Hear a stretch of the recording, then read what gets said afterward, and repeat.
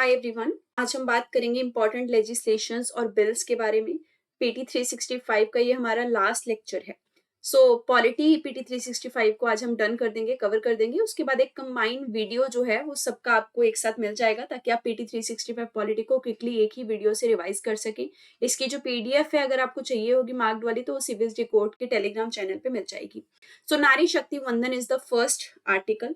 Constitution में 106th amendment act 2023 के तहत नारी शक्ति वंदन किया गया, विच मीन्स कि विमेन को 1/3 रिजर्वेशन दिया गया लोकसभा के अंदर, स्टेट असेंबलीज के अंदर और एनसीटी ऑफ दिल्ली की असेंबली के अंदर। इससे पहले भी पॉलिटिकल एम्पावरमेंट करने के लिए बहुत सारे अटेम्प्ट विमेन के लिए किए गए थे ताकि उनको रिजर्वेशन दिया जा सके पार्लियामेंट के अंदर, लेकिन वो सक्सेसफुल नहीं हो पाया। जैसे कि 1992 में जो रिजर्वेशन था वो लोकल बॉडीज पे जैसे कि पंचायत और म्यूनिसिपैलिटी पे दिया जा चुका था, विच वॉज प्रिटी सक्सेसफुल, लेकिन लोकसभा राज्यसभा वाला जो एजेंडा था वो नहीं चल पाया।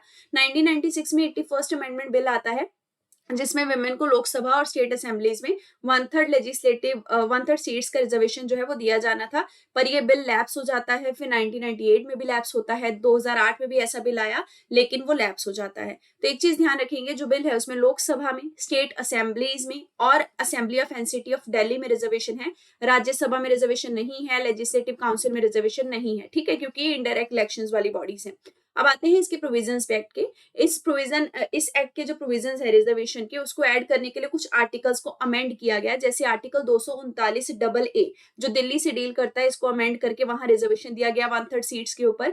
कुछ आर्टिकल इंसर्ट किए गए जैसे कि आर्टिकल 330A और 332A को ऐड किया गया ताकि लोकसभा और स्टेट लेजिस्लेटिव असेंबली में विमेन को रिजर्वेशन दिया जा सके। 330A लोकसभा के लिए है, 332A जो है वो स्टेट लेजिस्लेटिव असेंबली के लिए है। इसमें जो रिजर्वेशन दिया जा रहा है उसमें आर्टिकल 330 और 332 का भी ख्याल रखा गया कि जो सीट्स मतलब रिजर्व रखी गई हैं एससी और एसटी कैंडिडेट्स के लिए, उस सीट्स में 1/3 रिजर्वेशन की जो सीट्स हैं वो विमेन के लिए भी रखी जाएंगी इन पर्टिकुलर कैटेगरी एससी और एसटी। आर्टिकल 334A की बात करें तो एक्ट के प्रोविजन में साफ साफ लिखा गया है कि जैसे ही नया सेंसस आएगा, जिसकी रिपोर्ट अभी आएगी, उस नए सेंसस के बाद जो डीलिमिटेशन का एक्ट लागू किया जाएगा जिसमें कॉन्स्टिट्यूएंसीज को डीमार्क कर दिया जाता है कि कहां से कहां तक वो कॉन्स्टिट्यूएंसी का दायरा रहेगा, वो डीलिमिटेशन के बाद ही ये एक्ट के प्रोविजन जो है ये लागू किए जाएंगे। इसमें सनसेट क्लॉज भी है। इट इज नॉट लाइक कि ये हमेशा चलता रहेगा, 15 साल तक में ये चलेगा, उसके बाद इसको अगर लागू करना है, कॉन्टिन्यूस करना है तो पार्लियामेंट कर सकता है। इसमें पीरियोडिक रोटेशन रहेगा सीट्स का। अगर डिलिमिटेशन कॉन्स्टिट्यूएंसीज का बदलता रहता है तो वुमेन के रिजर्वेशन की सीट्स एक कॉन्स्टिट्यूएंसी से दूसरी कॉन्स्टिट्यूएंसी जो है वो बदलती घटती बढ़ती रहेंगी। ये जो एक्ट है इसका कोई भी इफेक्ट एग्जिस्टिंग लेजिस्लेटिव असेंबली और लोकसभा में नहीं पड़ेगा जब तक वो डिसॉल्व नहीं हो जाती। इसी तरीके से Jammu and Kashmir reorganisation act और लद्दाख की टेरिटरी के एक्ट के अंडर भी कहा गया है 33% रिजर्वेशन की सीट्स जो है वो जम्मू कश्मीर और पुडुचेरी असेंबली में भी होनी चाहिए। नेक्स्ट न्यूज है multi state cooperative society amendment act के बारे में। प्रेसिडेंट के द्वारा ये बिल था, पहले इसको अब एक्ट बना दिया गया है। Multi state cooperative society act 2002 को अमेंड करके ये चीज की गई है। 2002 वाला एक्ट एक्चुअल में क्या कहता था कि जितने भी स्टेट्स हैं, अलग अलग स्टेट्स में अलग अलग कोऑपरेटिव सोसाइटी होती है, अगर मान के चलिए हर एक स्टेट की अलग अलग कोऑपरेटिव सोसाइटी के बजाय नंबर ऑफ कोऑपरेटिव सोसाइटी एक साथ काम करना चाहिए तो उन सबके इंटरेस्ट जो हैं वो सर्व होने चाहिए, चाहे वो दूसरी स्टेट से हैं चाहे पहली स्टेट से हैं। इसमें वॉलंटरी इनका फॉर्मेशन किया जाता है कोऑपरेटिव सोसाइटी का, जो कि डिफरेंट स्टेट्स में होती हैं और ये सेल्फ हेल्प और म्यूचुअल एड के थ्रू अपना और लोगों का वेलफेयर करती हैं। कुछ जो डेवलपमेंट्स हैं वो इसके तहत की गई थी इस एक्ट के तहत, जैसे नेशनल लेवल की multi state cooperative export society बनाई गई, नेशनल लेवल की ऑर्गेनिक सोसाइटी बनाई गई, नेशनल लेवल की सीड सोसाइटी भी बनाई गई। अब नए वाले एक्ट के फीचर्स क्या हैं? इसमें कोऑपरेटिव इलेक्शन अथॉरिटी बनाई गई है जिसमें कोऑपरेटिव के इलेक्शन के लिए चेयरपर्सन होंगे, वाइस चेयरपर्सन होंगे और 3 मेंबर्स रहेंगे। ये 5 मेंबर्स कमेटी है जिसको सेंट्रल गवर्नमेंट अपॉइंट करेगी। जितनी भी कोऑपरेटिव सोसाइटी है उनको अलग से डिवाइड करना अलग अलग राज्यों के हिसाब से या फिर उनको एक साथ इकट्ठा अमेलगमेट करना, ये इसके तहत प्रावधान दिया गया है। कोऑपरेटिव का रिहेबिलिटेशन करना, डेवलपमेंट फंड उनके लिए रखना ताकि ग्रोथ हो सके। इसके अलावा गवर्नमेंट अगर किसी में शेयर होल्डर है और वो सडनली गवर्नमेंट कहती है कि हमें अपना शेयर इस कोऑपरेटिव सोसाइटी से बाहर चाहिए, वापस चाहिए, तो सडनली गवर्नमेंट इसमें से विदड्रॉल नहीं कर सकती है। रिड्रेसल करने के लिए, इनकी कंप्लेंट्स के लिए कोऑपरेटिव ओम्बड्समैन जो है उनका प्रावधान दिया गया है। बोर्ड ऑफ डायरेक्टर की टीम बनाई जाएगी जिसमें मैक्सिमम 21 डायरेक्टर जो है वो हो सकते हैं, जिनमें कि एक शेड्यूल कास्ट या फिर शेड्यूल ट्राइब मेंबर और 2 वुमेन मेंबर होने कंपल्सरी है। कोऑपरेटिव सोसाइटी नाम की टर्म जो है ये आपको मिलेगी देखने को कॉन्स्टिट्यूशन के अंदर। ये एक वॉलंटरी एसोसिएशन होता है जिसमें ग्रुप ऑफ इंडिविजुअल एक साथ आते हैं और वो हाथ मिलाते हैं ताकि वो कॉमन इंटरेस्ट जो है इकोनॉमिक का वो सर्व कर सके। जैसे इसका एग्जांपल ले लीजिए अमूल, है ना, मतलब अलग-अलग आस-पास के गाँव के लोगों ने जो भी दूध प्रोडक्शन होता था, उसको एक साथ बना के एक फार्मिंग यूनिट लगा दिया, जिसमें दूध का प्रोडक्शन बड़े पैमाने पे करने लग गए, तो इकोनॉमिक इंटरेस्ट कॉमनली सर्व होने लग गया। इसके अलावा कोऑपरेटिव एक स्टेट सब्जेक्ट है। जो कोऑपरेटिव के सब्जेक्ट्स हैं, वो सेम हो सकते हैं, जैसे कि स्टेट गवर्नमेंट या यूनियन टेरिटरी के जो होते हैं, जिन डोमेन में वो वेलफेयर करना चाहते हैं, हो सकता है उसी में इकोनॉमिक सेटअप कोऑपरेटिव सोसाइटी का भी हो। महाराष्ट्र में सबसे ज्यादा नंबर ऑफ कोऑपरेटिव सोसाइटी हैं। कॉन्स्टिट्यूशनल प्रावधान की बात की जाए तो 7 शेड्यूल में कोऑपरेटिव सोसाइटी फॉल करता है। आर्टिकल 19 जो है उसका सी क्लॉज जो है वो साफ साफ ये कहता है कि स्टेट जो है उसको प्रमोट करना होगा अगर कोई भी कोऑपरेटिव सोसाइटी खुद को एस्टेब्लिश करना चाहती है इन डेमोक्रेटिक कंट्री, और उसके प्रोफेशनल मैनेजमेंट में उसमें कंट्रीब्यूट करना होगा। आर्टिकल 43 बी जो है directive principle of state policy का, वो ये कहता है कि कोऑपरेटिव सोसाइटी को बनाने का हक एक फंडामेंटल राइट जो है वो होना चाहिए, मतलब इसको फंडामेंटल राइट बनाना चाहिए। इसके अलावा कोऑपरेटिव एक फंडामेंटल राइट के तौर पे डेवलप करना चाहिए under 97th constitution amendment act 2011। सो ध्यान रखेंगे ये फंडामेंटल राइट के तौर पे ग्रो करने की बात की जा रही है। पार्ट 9 बी की बात करें तो पार्ट 9 बी कॉन्स्टिट्यूशन का जो है उसके आर्टिकल 243 से लेकर 243 तक डील करते हैं कोऑपरेटिव सोसाइटी के प्रोविजन से। Multi state cooperative society act 2002 जो है उसमें बोला गया है कि सोसाइटीज का जो रजिस्ट्रेशन है वो एक से ज्यादा स्टेट में पॉसिबल हो सकता है। अगली बात करेंगे सिनेमेटोग्राफ अमेंडमेंट एक्ट 2023 की। प्रेसिडेंट ऑफ इंडिया ने इसको अपनी परमिशन दी है। इसने अमेंड किया सिनेमेटोग्राफ एक्ट 1952 को। ये जो एक्ट है इसके तहत फिल्म जो होती है उनको सर्टिफिकेट दिए जाते हैं ताकि वो एग्जिबिट की जा सके। इसके तहत नए एक्ट के तहत central board of film certification जो है वो बनाई जाएगी। ये बॉडी है, एक स्टैट्यूटरी बॉडी है। सिनेमेटोग्राफ एक्ट 1952 के तहत इसको स्टैब्लिश कर दिया गया था। मिनिस्ट्री ऑफ इंफॉर्मेशन के अंडर ये काम करती है। इसका मेन पर्पस यही है कि सिनेमेटोग्राफ एक्ट और उसके जो रूल है उनको लागू करना है हेल्दी वे में। इसमें कॉम्पोजिशन की अगर बात की जाए तो नॉन ऑफिशियल मेंबर और चेयरमैन होते हैं जिनका अपॉइंटमेंट सेंट्रल गवर्नमेंट करती है। इसके अलग अलग जगह पे 9 जगह पे रीजनल ऑफिस भी हैं। नए वाला जो एक्ट है उसके कुछ प्रावधान है, जैसे कि अगर आप फिल्म देखने जाते हैं तो उसमें एज बेस सर्टिफिकेशन फिल्म में देना होगा। अगर फिल्म के सर्टिफिकेट इन्होंने 3 एज के हिसाब से तय किए हैं, जैसे कि यूए का मतलब अंडर एज और एडल्ट दोनों देख सकते हैं उस फिल्म को। फिर उसके बाद यूए 7+, यूए 13+, यूए 16+। अब देखिए यू का मतलब होता है कि यूनिवर्सल फिल्म है कोई भी देख ले। यूए का मतलब हो गया कि बिना रिस्ट्रिक्शन के आप देख तो सकते हैं, लेकिन अगर आप एडल्ट नहीं है तो पेरेंट्स का या फिर गार्जियन का परमिशन चाहिए। ए का मतलब है सिर्फ एडल्ट देख सकते हैं। एस का मतलब कुछ स्पेसिफिक प्रोफेशन के लोग ही उस फिल्म को देख सकते हैं। सो ये सारे प्रोविजन जो एज के हैं ये रिकमेंडेटरी हैं, इनको कंपल्सरी में लागू करना जरूरी नहीं है। सेपरेट दिया जाएगा certificate for the television and media, और इनके लिए अगर मतलब कोई फिल्म है, मान के चलिए वो थिएटर में तो लगी है, टेलीविजन पे भी आनी है, तो टेलीविजन के लिए अलग से सर्टिफिकेट जो है वो इस फिल्म को लेना पड़ेगा अगर वो ए और एस सर्टिफिकेट वाली फिल्म है। सर्टिफिकेट की वैलिडिटी देखें तो परपेचुअली है, लगातार लागू रहेगी। वैलिडिटी पहले 10 साल के लिए ही हुआ करती थी। सेंट्रल गवर्नमेंट के पास कुछ खास पावर हैं, जैसे कि सेंट्रल गवर्नमेंट ने एक सेक्शन को इसमें अमिट कर दिया। उस सेक्शन में ये लिखा गया था कि सेंटर जो है वो अपनी रिवीजनल पावर, मतलब वो किसी भी फिल्म को एक बार सर्टिफिकेट दे चुका है तो दोबारा उसको सर्टिफिकेट को फेच नहीं कर सकता, विड्रॉ नहीं कर सकता सेंटर। लेकिन अब ये प्रोविजन हटा दिया गया है। सेंटर जो है वो कभी भी सर्टिफिकेट को दोबारा से विड्रॉ कर सकता है। Supreme court in union of India versus KM. Shankarappa case 2000 में ये चीज कही गई थी कि सेंटर के पास ऐसी कोई पावर नहीं है, लेकिन अब ये पावर इस एक्ट के तहत सेंटर के पास है, that centre can revoke the certificate which is already been given to the films. उसके बाद बात करेंगे फिल्म पायरेसी की। एक पनिशेबल ऑफेंस है। कॉपीराइट एक्ट 1957 के तहत कुछ पेनल्टी भी है इसके लिए, जैसे कि 3 साल की सजा होगी या फिर आपको 5 साल तक का फिल्म का प्रोडक्शन कॉस्ट देना पड़ेगा, या फिर दोनों चीजें करनी पड़ेगी।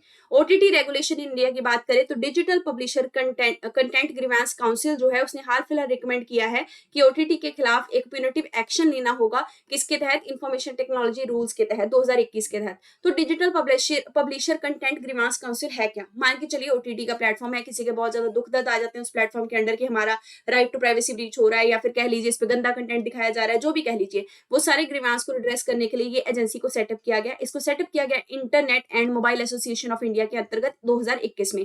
इसकी मिनिस्ट्री है ministry of information and broadcasting. इसका मेन पर्पस यही है कि ऑनलाइन क्यूरेटेड कंटेंट प्रोवाइडर, जिनको बेसिकली ओटीटी कहते हैं हम लोग जनरली लैंग्वेज में, उनको रिकॉग्नाइज करना, उनके लिए रेगुलेटरी बॉडी के तौर पे काम करना, और किसी भी तरीके की प्रॉब्लम उनको आती है या फिर यूजर को आती है उसको एड्रेस करना। ये आईटी रूल्स 2021 को फॉलो करते हैं। ओटीटी का मतलब क्या होता है? ये व्यूअर्स को मूवीज, टीवी शोज और मीडिया वगैरह देखने का हक देते हैं थ्रू द इंटरनेट के, मतलब इसमें केबल और सैटेलाइट सिस्टम को यूज नहीं करना, इंटरनेट से ही सारा कुछ चलेगा, है ना।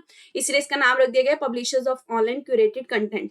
करंट मैकेनिज्म अगर देखा जाए तो ओटीटी रेगुलेशन के लिए स्पेसिफिकली कोई कानून नहीं बनाया गया है। जो ऑलरेडी एग्जिस्टिंग कानून है, जैसे कि Indian penal code, information technology act, इन्हीं के तहत इनको रेगुलेट किया जाता है। टेक्नोलॉजी से रिलेटेड कुछ गाइडलाइन 2021 में निकाली गई थी, जैसे कि बोला गया था कि ministry of information and broadcasting जो है वो रेगुलेट करेगी ओटीटी का कंटेंट। कोड ऑफ एथिक्स निकाला गया ओटीटी प्लेटफॉर्म्स के लिए ताकि वो अच्छा कंटेंट दिखा पाए। सेल्फ क्लासिफिकेशन उनको करने को बोला गया कि अपनी मूवीज को खुद से रेटिंग दीजिए, इन द सेंस रेटिंग दीजिए, एज बेस्ड रिस्ट्रिक्शन बताइए कि ये मूवी सिर्फ 7+ वाले देख सकते हैं, 13+ वाले and so on. Parental lock के बारे में सुविधा होनी चाहिए कि मतलब पेरेंट्स लॉक लगा सके पर्टिकुलर ओटीटी कंटेंट को, अगर वो चाहते हैं उनका बच्चा ना देखे अगर वो 13 साल से कम का हो। को रेगुलेशन की अप्रोच जो है वो अपनानी पड़ेगी इसमें, जिसको लाइट टच को रेगुलेशन मॉडल बोलते हैं, जिसमें कुछ तो सेल्फ रेगुलेशन करना पड़ेगा ओटीटी की इंडस्ट्री को और कुछ जो रेगुलेशन है वो मिनिस्ट्री को करना होगा। इसके अलावा सीओटीपी फिल्म के रूल्स भी अब ओटीटी पे लागू होंगे, यानी ओटीटी पे अगर कोई मूवी लगेगी तो उसके सामने सबसे पहले आपके एड आएगी किस चीज की, कि तंबाकू जो है वो आपकी सेहत के लिए हानिकारक है। ऑडियो विजुअल दोनों जलाने जरूरी हैं, ये सरकार ने बोला है। अब बात करेंगे digital personal data protection act के बारे में। प्रेसिडेंट ने हाल फिलहाल इसको अपना असेंट दिया। इस एक्ट की अगर बैकग्राउंड की बात की जाए तो ये राइट टू प्राइवेसी को अपहोल्ड करता है। राइट टू प्राइवेसी एक फंडामेंटल राइट है जिसको सुप्रीम कोर्ट ने KS Puttaswamy versus union of India case की जजमेंट में कहा था साल 2018 में। इसके बाद जस्टिस श्री कृष्णा की कमेटी बनाएगी जिसने की ड्राफ्ट तैयार किया पर्सनल डाटा प्रोटेक्शन बिल का, लेकिन अब ये एक्ट बन चुका है। सो बेसिकली ये एक्ट है क्या, इसमें ये तय किया गया है कि आपका अगर कोई डिजिटल पर्सनल डाटा है तो उसको प्रोटेक्ट भी किया जाएगा और उसको यूटिलाइज भी किया जा सकता है for the welfare of country. So digital data के प्रोटेक्शन के लिए क्या टर्म्स हैं, इसमें डाटा फिड्यूशरी जो है उनको कुछ ऑब्लिगेशन दी गई है। डाटा फिड्यूशरी वो होते हैं, कोई लोग हो गए, कंपनी होगी जिनके पास आपका डाटा है, जो आपके डाटा को प्रोसेस कर सकते हैं। डाटा प्रिंसिपल्स वो होंगे जिनका डाटा है, जैसे पर्सनली मैं और आपका डाटा अगर किसी के पास है, कंपनी के पास, वो होगी फिड्यूशरी। इसके अलावा फाइनेंशियल पेनल्टीज भी लगाई गई हैं अगर आपके डाटा का ब्रीच होता है। प्रोविजन देखते हैं। एप्लीकेबिलिटी की अगर बात की जाए तो प्रोसेसिंग जो है डाटा की, डिजिटल डाटा की, आपके पर्सनल डाटा की, वो डिजिटल प्लेटफॉर्म पे भी हो सकती है, नॉन डिजिटल प्लेटफॉर्म पे भी हो सकती है। इसके अलावा आउटसाइड द इंडिया भी प्रोसेसिंग हो सकती है अगर वो डाटा जरूरी है किसी गुड्स और सर्विसेज को लेके। लेकिन अगर आपका पर्सनल डाटा पर्सनल पर्पस के लिए कहीं पे मतलब प्रोसेस किया जा रहा है या फिर पब्लिकली अवेलेबल करना जरूरी है क्योंकि आपसे परमिशन मांग ली गई है, क्योंकि ऑब्लिगेटरी है पब्लिक में अवेलेबल होना, तो ये सारे एक्ट के जो प्रोटेक्शन के प्रोविजन है वो वहां लागू नहीं होंगे। ये सारी चीजें सरकार कर सकती है। कंसेंट की बात करें तो आप एक डाटा प्रिंसिपल है जिसका डाटा सरकार के पास है, तो उनके पास पर्टिकुलर राइट है, मतलब आपके पास राइट है कि आप अपना कंसेंट जो आपने सरकार को दे रखा है कि मेरा डाटा ये लीजिए, कहीं पर भी यूज कीजिए, वो आप कंसेंट कभी भी विदड्रॉ कर सकते हैं। कंसेंट जो है will not be required for the legitimate use, मतलब उन केसेस में कंसेंट जो है वो नहीं चाहिए होगा जहां पे जरूरी तौर पे आपका डाटा चाहिए, फॉर एग्जांपल मेडिकल इमरजेंसी के लिए, गवर्नमेंट के बेनिफिट के लिए। इसके अलावा अगर बात की जाए तो बच्चे अपना तय नहीं कर सकते, नहीं बच्चे कंसेंट ड्रॉ नहीं कर सकते खुद से कि मेरा डाटा आप यूज मत कीजिए, क्योंकि वो तो बच्चे हैं, तो उनके लिए उनके पेरेंट्स डिसीजन लेंगे। Data protection board of India की बात की जाए तो इसको स्टैब्लिश किया जाएगा सेंट्रल गवर्नमेंट के द्वारा, जो कि मॉनिटरिंग करेगा कि एक्ट के प्रोविजन अच्छे से लागू हो रहे हैं कि नहीं। डाटा फिड्यूशरी के ऊपर एक्शंस भी लेगा अगर वो अच्छे से काम नहीं कर रहे। बोर्ड के मेंबर्स को 2 साल के लिए अपॉइंट किया जाएगा, फिर रीअपॉइंटमेंट भी हो सकता है। इसके अलावा उनका डिसीजन अगर पसंद नहीं आए तो अपील की जा सकती है उनके खिलाफ, कहां पे, टेलीकॉम डिस्प्यूट सेटलमेंट ट्रिब्यूनल के अंदर। डाटा अगर बात की जाए डाटा प्रिंसिपल की, जैसे कि मैं और आप जो यूजर हैं जिनका डाटा है, तो उनके कुछ राइट्स भी हैं, कुछ ड्यूटीज भी हैं। डाटा प्रिंसिपल के पास पूरा हक है कि वो इन्फॉर्मेशन के बारे में जान सकते हैं जो प्रोसेस की जाएगी, उनके ग्रीवांस रिड्रेसल होना जरूरी है, उनके पर्सनल डाटा का प्रोटेक्शन जरूरी है, उनका वो एक पर्सन को नॉमिनेट कर सकते हैं जो उनके मरने के बाद उनके जो राइट्स हैं उनके डाटा को लेकर उनको पूरे तरीके से प्रैक्टिस कर सकेगा। डाटा प्रिंसिपल जो है वो फालतू की कंप्लेंट नहीं कर सकते जाके कि मेरे डाटा को ब्रीच किया जा रहा है, ऐसा कुछ बेफालतू कंप्लेंट नहीं करेंगे। अगर कंप्लेंट फालतू मानी गई तो पेनल्टी भी लगेगी 10,000 रुपया। ऑब्लिगेशन क्या है डाटा फिड्यूशरी की, फिड्यूशरी जो कि आपके डाटा को प्रोसेस कर रहे हैं, जैसे कि कंपनीज वगैरह हो गए, गवर्नमेंट हो गई, इनको एक्यूरेट मैनर में आपके डाटा को स्टोर करके रखना होगा। प्रोसेसिंग जो है वो जेन्युइन होनी चाहिए। इसके अलावा सिक्योरिटी सेफगार्ड आपके डाटा का रखने की जिम्मेदारी इनकी है। कुछ सिग्निफिकेंट डाटा फिड्यूशरी जो है सेंट्रल गवर्नमेंट के द्वारा वो नोटिफाई किए जाते हैं और इनको सिलेक्ट करने का क्राइटेरिया होता है कि ये डाटा प्रिंसिपल के जो रिस्क हैं, डाटा प्रिंसिपल के राइट्स के जो रिस्क हैं, उनको कितना प्रोटेक्ट कर सकते हैं, पब्लिक ऑर्डर कितना मेंटेन कर सकते हैं, सिक्योरिटी जो है स्टेट की उसकी कितनी ज्यादा जिम्मेदारी ले सकते हैं, ये सारी चीजें। एग्जाम्पशन भी है कि कहाँ कहाँ पे आपका डाटा प्रोटेक्शन एक्ट लागू नहीं होगा, जैसे कि सरकार को जरूरी पब्लिक ऑर्डर के लिए आपका डाटा चाहिए, तब आप प्रोटेक्शन नहीं मांग सकते। लीगल राइट क्लेम चाहिए, उसमें नहीं मांग सकते। अगर ऑफेंसेस का इन्वेस्टिगेशन हो रहा है तो भी आपका डाटा यूज किया जा सकता है, रिसर्च के लिए हो सकता है, स्टैटिस्टिकल पर्पस, इन सब के लिए सरकार आपका डाटा जो है वो यूज कर सकती है। ये एग्जाम्पशन है, इस पे प्रोटेक्शन एक्ट लागू नहीं होगा। उसके बाद बात करेंगे पर्सनल डाटा ऑफ चिल्ड्रन के बारे में। तो प्रोसेसिंग जो है पर्सनल डाटा ऑफ चिल्ड्रन की, ये डाटा फिड्यूशरी के द्वारा की जाती है, लेकिन ये तब नहीं की जाएगी अगर किसी तरीके का चाइल्ड के वेलबींग पे इफेक्ट होता है। क्रॉस बॉर्डर जो है डाटा का ट्रांसफर वो हो सकता है, लेकिन उन कंट्रीज में नहीं होगा जहां पे सरकार ने प्रोहिबिशन लगाया हुआ है। अब चलते हैं पेनल्टीज के ऊपर। अगर सरकार को पता लगा कि डाटा कहीं पे लीक कर दिया गया, आपने अपने वेलबींग के लिए या फिर अपने some sort of vested interest के लिए डाटा को लीक कर दिया तो पेनल्टी भारी है, 200 करोड़ रुपया पेनल्टी है, और 250 करोड़ तब है अगर सिक्योरिटी को हार्म पहुंचा आपके डाटा को लीक करने के कारण। डिजिटल सर्विस एक्ट की बात करेंगे, यूरोपियन यूनियन के द्वारा 19 ऐसे प्लेटफॉर्म का नाम दिया गया है जहां पे डिजिटल सर्विस एक्ट के रूल को लागू किया जाएगा। ये 19 प्लेटफॉर्म में आपका गूगल वगैरह, अमेजोन वगैरह सब आते हैं। दरअसल डिजिटल सर्विस एक्ट है क्या? ये एक रेगुलेटरी टूल बॉक्स है जिसमें कुछ सेट ऑफ रूल्स बनाए गए हैं जिसके तहत आप मतलब मान के चलिए उन्हीं रूल्स के तहत कंपनी जो है वो उस कंट्री में काम कर सकती है, उसके डाटा को एक्सेस कर सकती है। सो कॉम्प्रिहेंसिव फ्रेमवर्क है ताकि एक सेफ फेयर डिजिटल स्पेस उस कंट्री में बन सके। सो इसमें गूगल, अमेजन, मेटा जो कि आपके डाटा को पर्सनल ग्रोथ के लिए या एडवर्टाइजिंग के लिए यूज कर लेते हैं आपसे बिना पूछे, वो अब नहीं कर पाएंगे अगर आप यूरोपियन यूनियन कंट्रीज के अंदर रहते हैं, क्योंकि वहां पे digital service act in companies पे भी अप्लाई होगा। तो क्या इंडिया में भी ऐसा कोई प्रोटेक्शन है? ऑब्वियसली है। सो इंडिया का आईटी रूल जो है वो यूरोपियन यूनियन के डाटा सेफ्टी एक्ट जैसा ही है, पर थोड़ा सा स्कोप जो है वो ईयू के डीएसए का ज्यादा है। कैसे? तो देखिए, इंडिया का जो आईटी रूल है वो सोशल मीडिया के इंटरमीडिएट, ओटीटी प्लेटफॉर्म, इन सब पे लागू होता है कि ये बेफालतू का आपका प्राइवेट इन्फॉर्मेशन जो है वो यूज नहीं कर सकते, कि आपको एडवर्टाइजिंग दिखाने के लिए, अपना बिजनेस बनाने के लिए आपके डाटा का मिसयूज हो रहा है, ये नहीं कर सकते। लेकिन यूरोपियन यूनियन के डीएसए में अब ये सारी चीजें तो हैं ही, ओटीटी वाले यूज नहीं कर सकते, इसके अलावा क्लाउड कंप्यूटिंग वाले, गूगल, मेटा, ये सब भी आपका डाटा जो है वो यूज नहीं कर सकते, इरिस्पेक्टिव ऑफ द कंट्री। मतलब कहाँ, किसी भी देश में ये हो, मान के चलिए यूएसए की कंपनी है, कहीं कहीं की भी कंपनी है, पर अगर यूरोपियन यूनियन में आ गई तो वो यूरोपियन यूनियन के लोगों का डाटा अपने पर्सनल ग्रोथ के लिए यूज नहीं करेगी, मिसयूज नहीं करेगी, या फिर कह लीजिए एडवर्टाइजिंग के लिए उसको यूज नहीं करेगी। ठीक है, क्योंकि ये वाला एक्ट लागू हो चुका है। कंटेंट मॉडरेशन की भी बात की गई है। सोशल मीडिया के जो इंटरमीडिएट्स होते हैं वो इसमें ग्रीवांस ऑफिसर, नोडल ऑफिसर, ये सबको अपॉइंट करके रखते हैं ताकि अगर आपका डाटा यूज भी होता है तो आप कंप्लेन कर सकें। इन द सेम मैनर यहाँ पे भी ऑनलाइन लेवल पे ऑब्लिगेशन, ट्रांसपेरेंसी और कुछ ऑफिसर्स को बिठाया जाएगा। सो सेम ही है दोनों एक तरीके से, लेकिन यूरोपियन यूनियन के डाटा सेफ्टी एक्ट का थोड़ा सा ब्रॉडर पर्सपेक्टिव है। क्रिमिनल लॉ रिफॉर्म एक्ट की बात करेंगे। प्रेसिडेंट ने हाल फिलहाल 3 बिल्स को असेंट दिया है जो हमारे क्रिमिनल जस्टिस सिस्टम को पूरे तरीके से उथल पुथल करेंगे, या कह लीजिए पूरे तरीके से रिफॉर्म कर देंगे। सबसे पहले भारतीय न्याय संहिता, जिसने कि इंडियन पिनल कोड 1860 को अमेंड कर दिया है। बैकग्राउंड अगर देखी जाए तो इंडियन पिनल कोड जो है 1860 में आया था। इससे पहले ईस्ट इंडिया कंपनी की regulation, Hindu law, Muslim law, इन सब से ही कंट्रोल किया जाता था अलग अलग क्राइम्स को। ड्राफ्ट जो है इसका 1837 में थॉमस बेमिंगटन मैकॉले के द्वारा तैयार किया गया था। 1857 के रिवोल्ट के बाद इसको फाइनली इनेक्ट कर दिया गया, और 1860 के बाद इसमें बहुत सारे चेंजेस भी लाए गए लॉ कमीशन की रिकमेंडेशन के बाद, और बोला भी गया कि कुछ और चेंजेस लाइए, जैसे कि डेथ पेनल्टी को रोकना चाहिए। इसके अलावा बोला गया कि फूड एडल्ट्रेशन से रिलेटेड सजा जो है वो ज्यादा होनी चाहिए। ये सारी रिकमेंडेशंस थी।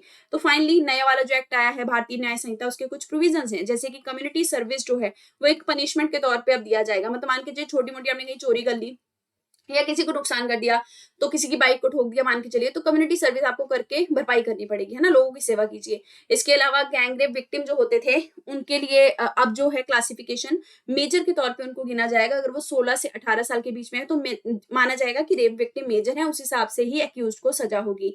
फिर सेक्शुअल इंटरकोर्स अगर वुमेन के साथ धोखाधड़ी करके किया जाता है, उसको फॉल्स प्रॉमिस करके, तो उसको भी क्रिमिनलाइज कर दिया गया है।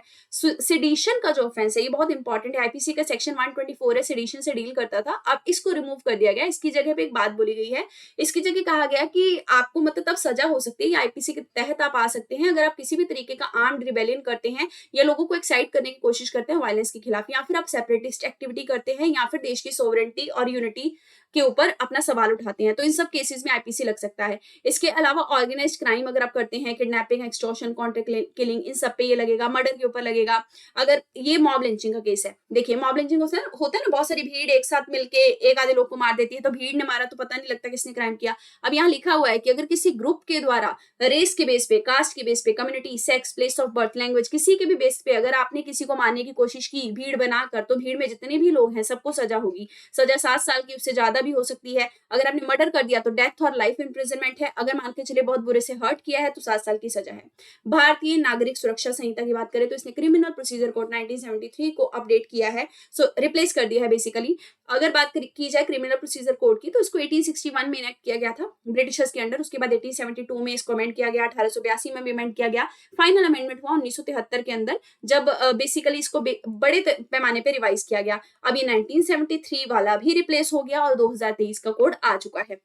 इसके प्रावधान क्या है? इसमें बोला गया है कि अंडर ट्रायल जो होते हैं उनका डिटेंशन कैसे किया जाएगा। मतलब मान के चलिए कोई ऐसा बंदा है, वो अंडर ट्रायल पे ही है, उसका ट्रायल कोर्ट में चल रहा है लेकिन वो जेल में ही है। तो उस केस में अगर मान के चलिए उसने अपना मतलब अगर उसने चोरी सपोज की होती और प्रूव हो जाती तो उसको 7 साल की मान के चलिए सजा होती, लेकिन वो जेल में ही 8 साल से बैठा हुआ है क्योंकि उसका ट्रायल चल रहा है, चोरी प्रूव नहीं हुई। तो उसने तो अपनी पनिशमेंट से ज्यादा ही समय व्यतीत कर दिया। इस वजह से ये क्लॉजेज लाए गए हैं कि अगर किसी ने अपनी इम्प्रिजनमेंट का मैक्सिमम पीरियड का 1/3 जो पीरियड है वो जेल में गुजार दिया है तो उसको बॉन्ड के बेसिस पे आप रिलीज कर सकते हैं। इसके अलावा अगर किसी पर्टिकुलर कुछ ऑफेंसेस के लिए अगर किसी एक्यूज ने अपनी मैक्सिमम सजा का आधा पीरियड जेल में गुजार दिया है तो उसको बेल पे बेल मिल सकती है, कोर्ट से उसको छोड़ा जा सकता है बेल के थ्रू। ये उन ऑफेंसेस पे लागू नहीं होगा जहां पर किसी को मौत की सजा मिली है, लाइफ इम्प्रिजनमेंट मिली है या फिर उसके खिलाफ एक से ज्यादा केसेस चल रहे हैं। मेडिकल एग्जामिनेशन अब किसी भी पुलिस ऑफिसर के द्वारा किया जा सकता है रेप केसेस में। फोरेंसिक इन्वेस्टिगेशन मैंडेटरी होता है with at least 7 years of imprisonment. मतलब जहां 7 साल की सजा वाले केसेस हैं वहां पे आपको मैंडेटरी फोरेंसिक इन्वेस्टिगेशन करना पड़ेगा। स्पेसिमेन की बात करें तो मैजिस्ट्रेट के पास पावर रहती है कि मैजिस्ट्रेट जो है वो specimen signature, handwriting, finger in सब का परमिशन दे सकते हैं, फिंगर इंप्रेशन का, कि मतलब ये सारी चीजें जो भी बंदा है जेल में उसको देनी पड़ेंगी, मुहैया करवानी पड़ेंगी, चाहे अपने सिग्नेचर हो चाहे हैंडराइटिंग हो, क्योंकि ये केस का हिस्सा है। टाइमलाइन फॉर प्रोसीजर भी लिखा गया है कि कितनी देर में जजमेंट दे देनी चाहिए पर्टिकुलर केसेस की, कितनी देर में चार्ज को फ्रेम करना है, कितनी देर में रिपोर्ट जमा होगी, ये सब टाइमलाइन बताया गया है। भारतीय साक्ष्य अधिनियम की बात करेंगे, इसने इंडियन एविडेंस एक्ट 1872 को रिप्लेस कर दिया। सो बेसिकली ये जो इंडियन एविडेंस एक्ट था ये उन एविडेंस को लेके बना हुआ कानून था ताकि हम समझ पाए कि कौन से एविडेंस को कोर्ट के अंदर सही माना जाएगा, उनके हिसाब से जजमेंट दिया जाएगा। इसमें बोला गया कि इलेक्ट्रॉनिक और डिजिटल रिकॉर्ड जो है उनको भी एविडेंस बोला जाएगा। ओरल एविडेंस भी हो सकते हैं, मान के चलिए इलेक्ट्रॉनिक मैनर में हमने अपनी रिकॉर्डिंग दे दी, वो भी एविडेंस मानी जाएगी। ज्वाइंट ट्रायल पॉसिबल है, एक से ज्यादा लोगों का एक साथ में ट्रायल किया जा सकता है। स्पेशल और लोकल लॉ की बात करें तो अभी जो टेबलिंग हुई थी रिसेंट बिल्स की, उनमें स्पेशल और लोकल लॉ जो है उनको कहा गया कि आउटसाइड दिस अमेंडमेंट रखना चाहिए, ये इनसे परे होने चाहिए। ये जो अमेंडमेंट हुई है क्यों होने चाहिए परे? कहा जा रहा है कि स्पेशल और लोकल लॉ अलग अलग होते हैं, जैसे कि स्पेशल लॉ जो है वो किसी पर्टिकुलर इशू को एड्रेस करने के लिए बनाया जाता है, for example unlawful activity prevention act. इसी तरीके से लोकल लॉ एक पर्टिकुलर जगह के लिए बनाया जाता है, जैसे कि Maharashtra control of organised crime act. इसी तरीके से कॉग्निजेबल क्राइम और नॉन कॉग्निजेबल क्राइम होते हैं। तो जो कॉग्निजेबल क्राइम है वो इंडियन पीनल कोड के अंडर और स्पेशल और लोकल लॉ के अंडर आते हैं। कॉग्निजेबल क्राइम वो क्राइम होते हैं जिसके तहत पुलिस ऑफिसर जो है वो आपको पुलिस स्टेशन भी बुला सकता है मैजिस्ट्रेट के ऑर्डर के बिना, और आपको अरेस्ट भी कर सकता है विदाउट एनी वारंट। अब चलते हैं नेक्स्ट आपकी न्यूज पे, registration of birth and death amendment act 2023। So basically 1969 के एक्ट को इसने अमेंड कर दिया है। 1969 वाले एक्ट में साफ साफ फीचर्स थे कि सेंट्रल गवर्नमेंट के द्वारा रजिस्ट्रार जनरल ऑफ इंडिया होगा, इसके अलावा चीफ रजिस्ट्रार, डिस्ट्रिक्ट रजिस्ट्रार और रजिस्ट्रार, इन तीनों को अपॉइंट किया जाएगा स्टेट लेवल पे, डिस्ट्रिक्ट लेवल पे और लोकल लेवल पे रिस्पेक्टिवली। और इसके अलावा ये कहा गया कि बर्थ और डेथ के सर्टिफिकेट जो है इनकी देने की जिम्मेदारी, इशू करने की जिम्मेदारी जो है वो इनकी होगी। बर्थ सर्टिफिकेट जो है वो बिना बच्चे का नामकरण किए भी ऑब्टेन किया जा सकता है। रजिस्ट्रेशन जो होता है बर्थ और डेथ का, वेरी इंपॉर्टेंट, कंकरेंट लिस्ट के अंडर आता है, ये वेरी इंपॉर्टेंट, ठीक है। और एक्ट जो है इसको अमेंड कर दिया गया है जब से ये बना है तब से लेकर अब तक। बर्थ और डेथ अमेंडमेंट एक्ट 2023 के अगर फीचर्स देखें नए वाले के, तो इसमें बोला गया रजिस्ट्रार जनरल ऑफ इंडिया को एक नेशनल लेवल का डाटाबेस मेंटेन करना पड़ेगा। पहले नेशनल लेवल के डाटाबेस नहीं होता था, पर अब क्या होगा, सेंटर पे मतलब स्टेट लेवल पे चीफ रजिस्ट्रार और रजिस्ट्रार जो है वो काम करेंगे। बच्चे जितने भी जन्म हो रहा है, जिनका जितने भी लोगों की मौत हो रही है, उन सबका डाटा स्टेट लेवल पे मेंटेन करेंगे। अब ये सारा डाटा इनको भेजना पड़ेगा सेंट्रल लेवल पे, जहां पे रजिस्ट्रार जनरल ऑफ इंडिया पूरे नेशनल डाटाबेस को अलग अलग राज्यों से मेंटेन करके रखेंगे। इलेक्ट्रॉनिक सर्टिफिकेट इशू किए जा सकते हैं। आधार का लिंक करना जरूरी है, मतलब जब भी बच्चे का बर्थ होता है तो पेरेंट्स का आधार और पेरेंट्स की इन्फॉर्मेशन को रजिस्टर करना जरूरी है। इसके अलावा ये जो इन्फॉर्मेशन है मतलब बर्थ सर्टिफिकेट की, सॉरी बर्थ और डेथ की, इस सब इन्फॉर्मेशन या डाटाबेस को अगर इलेक्शन के इलेक्टोरल रोल बन रहे हैं, राशन कार्ड बन रहा है, उन सब में यूज किया जा सकता है। अगर किसी पर्सन को लगता है कि उसका डाटा मिसयूज हो रहा है तो वो सीधा चीफ रजिस्ट्रार या डिस्ट्रिक्ट रजिस्ट्रार के पास कंप्लेंट लेके जा सकता है विद इन 10 days। अब चलेंगे प्रेस और रजिस्ट्रेशन ऑफ पीरियोडिकल एक्ट 2023 के बारे में बात करेंगे। ये जो एक्ट है इसने 1867 के एक्ट को अमेंड कर दिया है। सो बेसिकली ये एक्ट है क्या, इस एक्ट से पहले हम बैकग्राउंड समझेंगे। 1867 के एक्ट से पहले कि कौन कौन से एक्ट आए थे जिसमें प्रेस को रेगुलेट किया गया था। सबसे पहले एक्ट आया 1799 सेंसरशिप ऑफ प्रेस एक्ट, जिसमें साफ कहा गया, क्योंकि फ्रेंच इन्वेजन चल रहा था तब, फ्रेंच रेवोल्यूशन के आसपास का टाइम है, तब लगा कि इंडिया में अगर फ्रांस ने हमला कर दिया तो इंडिया का क्या होगा, इसलिए प्रेस को कंट्रोल करने के लिए लॉर्ड वेल्सली के द्वारा ये एक्ट लाया गया और कहा गया कि प्रेस जो है उस पर कंट्रोल लगाना पड़ेगा, और 1818 में लॉर्ड हैसिंग ने इस एक्ट को हटा दिया। लाइसेंसिंग रेगुलेशन एक्ट आया 1823 में, जो जॉन एडम के द्वारा लाया गया था। इसमें बहुत सारे लाइसेंस की जरूरत है, मतलब अगर आपको प्रेस लगानी है, ये सारी बातें की गई। इसकी वजह से राजा राम मोहन राय जी की मिरत उल अकबर नाम की जो बुक थी, उसके ऊपर जो अखबार थी सॉरी, उसके ऊपर भी क्या हो गया, सीज लग गया, क्योंकि उसका भी रजिस्ट्रेशन नहीं हो रखा था। फिर आया आपका मेटकाफ एक्ट, जिसको कहते हैं प्रेस एक्ट ऑफ 1835। ये एक्ट एक्चुअल में रे ऑफ लिबरेशन था। इस एक्ट के तहत क्या हुआ, मेटकाफ को एक टाइटल मिला जिसका नाम था लिबरेटर ऑफ इंडियन प्रेस, क्योंकि इन्होंने बहुत सारी खुली छूट दे दी प्रेस को कि बिना रजिस्ट्रेशन के, बिना पब्लिशर के नाम के आप आर्टिकल को पब्लिश कर सकते हैं। सो इंडियन वर्निकुलर प्रेस ने इसके बाद बहुत ग्रोथ देखा। वर्निकुलर का मतलब होता है रीजनल लैंग्वेज की भाषा की जो प्रेस होती है, अखबारें, उनको बहुत ग्रोथ मिला। लेकिन फिर आता है 1857 का रिवोल्ट, उसके बाद हो जाती है दिक्कत, तो आता है लाइसेंसिंग एक्ट ऑफ 1857। 1857 के रिवोल्ट के बाद जब आया ये रिवोल्ट, उसके बाद सरकार और ज्यादा स्ट्रिक्ट हो गई, तो लाइसेंस लगा दिए कि आपको रजिस्ट्रेशन करवाना पड़ेगा, पब्लिशर का नाम होना चाहिए, वो बहुत सारी चीजें लगा दी। Press and registration of books act 1867 के आसपास आया। उसमें एक्ट जो है उसने ये मैंडेटरी कर दिया कि जितने भी आर्टिकल पब्लिश होते हैं उन सब पे प्रिंटर का नाम, पब्लिशर का नाम, कहाँ से वो पब्लिश हो रहे हैं, वो सब दाखिल करना जरूरी है, वरना आपका जो लाइसेंस है वो रद्द हो जाएगा। ये जॉन लॉरेंस के द्वारा लाया गया था। उसके बाद 1870 से लेकर 1983 तक बहुत सारे अमेंडमेंट हुए, लेकिन कॉम्प्लेक्स ही रहा, ये हमेशा से कॉम्प्लेक्सिटी रही इस एक्ट के अंदर। तो अब जो नया अमेंडमेंट आया 2023 का, उसमें क्या प्रावधान है, सबसे पहले रजिस्ट्रेशन ऑफ पीरियोडिकल। इसमें साफ साफ बोला गया है कि जो पीरियोडिकल का रजिस्ट्रेशन करवाना है वो जरूरी है, लेकिन बुक्स पीरियोडिकल के अंदर नहीं आएंगी, मतलब बुक्स का रजिस्ट्रेशन जरूरी नहीं है इसके अंदर। फॉरेन पीरियोडिकल जो है इसके बारे में भी बात की गई है, जिनको फैसीमाइल कहते हैं। सो बेसिकली इनको प्रिंट किया जा सकता है इंडिया में, लेकिन सेंट्रल गवर्नमेंट का अप्रूवल चाहिए। फैसीमाइल क्या होते हैं, फॉरेन लैंग्वेज में, स्पेनिश में एक मैगजीन छपी, आपने वही magazine same as it is Hindi में छाप दी है ना, एग्जैक्ट रिप्रोडक्शन करना किसी ओरिजिनल का। इसके अलावा प्रिंटिंग प्रेस का डिक्लेरेशन जो है उसके बारे में बात की गई, जिसमें पब्लिशर जो है पीरियोडिकल के, उनको एक रजिस्ट्रेशन सर्टिफिकेट चाहिए होगा for filing an online application to the press registrar general. Registration of printing process press की अगर बात की जाए तो इस एक्ट के तहत अलाउ किया गया कि किसी भी इंफॉर्मेशन को जो कि प्रिंटिंग प्रेस से डील करती है उसको ऑनलाइन पोर्टल के थ्रू जमा किया जा सकता है। पेनल्टीज की भी बात की गई है, पर साथ साथ ये भी कहा गया कि जो कॉलोनियल पीरियड में सजाएं दी जाती थी अब वो सजाएं नहीं दी जाएंगी, सिंपल फाइन लगाए जाएंगे। रजिस्ट्रेशन कैंसिलेशन की भी बात की गई है और बोला गया है कि प्रेस रजिस्ट्रार जनरल जो है वो सस्पेंड भी कर सकते हैं और कैंसिल भी कर सकते हैं किसी भी प्रेस का रजिस्ट्रेशन सर्टिफिकेट। टेलीकम्युनिकेशन एक्ट की बात करेंगे 2023 के, प्रेसिडेंट के द्वारा इसको ये जो बिल था टेलीकॉम बिल 2023, इसको अमेंड कर दिया गया और अमेंड करके असेंट दे दिया गया। इसने 138 साल पुराने इंडियन टेलीग्राफ एक्ट को रिप्लेस किया है जो कि 1885 में आया था। इसके अलावा ये बहुत सारे एक्ट हैं जो कि अमेंड हुए हैं। तो देखते हैं क्या नए प्रोविजन है। I know this topic is very very boring, लेकिन आपको चीजें थोड़ी बहुत पता होनी चाहिए ताकि आप दोबारा से जब खुद से मैगजीन पढ़े तो फटाफट आप पढ़ पाए। सो की प्रोविजन की बात करें तो सबसे पहला है assignment of spectrum. So telecommunication act 2023 में साफ साफ लिखा गया है कि जो स्पेक्ट्रम एलोकेशन है वो एडमिनिस्ट्रेटिव बेसिस पे भी किया जा सकता है। पहले क्या होता था, एडमिनिस्ट्रेटिव बेसिस पे ये चीज नहीं हो पाती थी, लेकिन अब हो सकती है। और एडमिनिस्ट्रेटिव एलोकेशन जो किया जाएगा वो ग्लोबल टर्म्स, ग्लोबल जैसे किया जाता है वर्ल्ड लेवल पे, ग्लोबल नॉर्म्स को फॉलो करते हुए किया जाएगा। जैसे कि स्पेक्ट्रम किस लिए चाहिए, नेशनल सिक्योरिटी के लिए, डिजास्टर मैनेजमेंट के लिए एक अलग बैंडविड्थ चाहिए ताकि कभी डिजास्टर आ गया तो उसके थ्रू कम्युनिकेशन सेटल हो सके, weather forecasting, transport, satellite service, इन सब के लिए ये स्पेक्ट्रम का असाइनमेंट होगा। ट्राई की अपॉइंटमेंट की जाएगी, इसके कानून को भी अमेंड कर दिया गया है। जिनको 30 साल का एक्सपीरियंस है प्रोफेशनल वो चेयरपर्सन बन सकते हैं, जिनको 25 साल का एक्सपीरियंस है वो मेंबर बन सकते हैं। एडजुडिकेशन प्रोसेस की बात की जाए तो इसके लिए मतलब अगर सिविल ऑफेंस किया है किसी ने टेलीकम्युनिकेशन के अंडर तो उसके लिए एक एडजुडिकेटिंग ऑफिसर होगा जो उसकी इंक्वायरी को देखेगा। इसके अलावा यूजर के प्रोटेक्शन की बात की गई है। सेंट्रल गवर्नमेंट जो है वो यूजर के प्रोटेक्शन के लिए simply do not disturb register, prior consent उनका लेना है, ये सारे प्रावधान लेके आई है। राइट ऑफ वे की बात की गई है, कहीं बिल्डिंग में इंफ्रास्ट्रक्चर लगाया जा रहा है टेलीकॉम से रिलेटेड तो राइट ऑफ वे जो है वो देखा जा सकता है कंपनीज के द्वारा जो अपना सेटअप लगाना चाहती हैं पब्लिक और प्राइवेट प्रॉपर्टी पे। इसके अलावा पावर ऑफ इंटरसेप्शन और सर्च भी दी गई है। मैसेज जो है मतलब जैसे कि मैसेज को मॉनिटर करना, ब्लॉक करना अगर जरूरी है, मतलब सरकार की मदद करने के लिए, सिक्योरिटी के लिए, वो सब किया जा सकता है इस एक्ट के तहत। Authorisation for telecom related activities, central government का ऑथराइजेशन जो है वो बहुत जरूरी है। अगर आप रेडियो इक्विपमेंट पोजेस कर रहे हैं या अपनी टेलीकम्युनिकेशन की सर्विस को एक्सपैंड करना चाहते हैं।